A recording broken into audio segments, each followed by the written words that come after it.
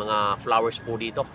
Kaya napakarami pong tao ngayon at talagang dinadayo po ang lugar na ito at ang ganda po dito po sa Villos Lituania dahil napakarami pong mga park po na magaganda po dito sa ngayong araw o ngayong buwan na summer mga kaibigan, sapagkat pagka winter mga kaibigan, kung mapapansin ninyo, ang mga puno na yan mga kaibigan ay wala pong mga dahon yan, naglalagas po yan.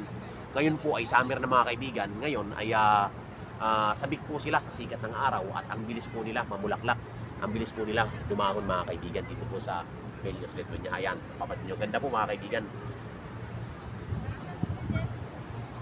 Ayan, ang ganda-ganda po mga kaibigan. Napakarami pong tao mga kaibigan dito po sa Villos Lituania, dito po sa Sakura Park. Ayan, kung mapapansin nyo, dami pong tao tumitingin. Ang ganda po dito. Ayan. So, ngayon mga kaibigan, patuloy po kayo mag-subscribe po sa ating YouTube channel, Kuya Rich Vlogs.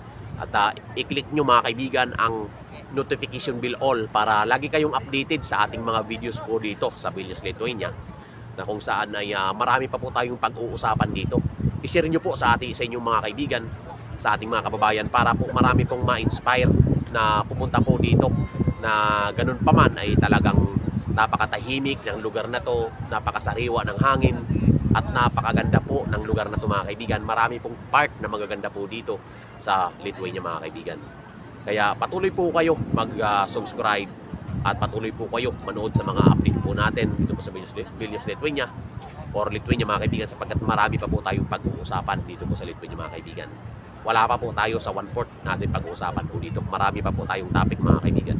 Kaya patuloy nyo pong i-subscribe ang ating YouTube channel. So yun lamang mga kaibigan.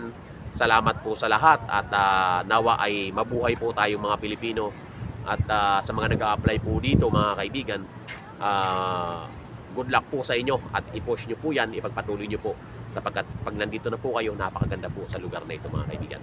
So tingnan nyo mga kaibigan muli ang ating mga flowers po dito sa Lithuania mga kaibigan.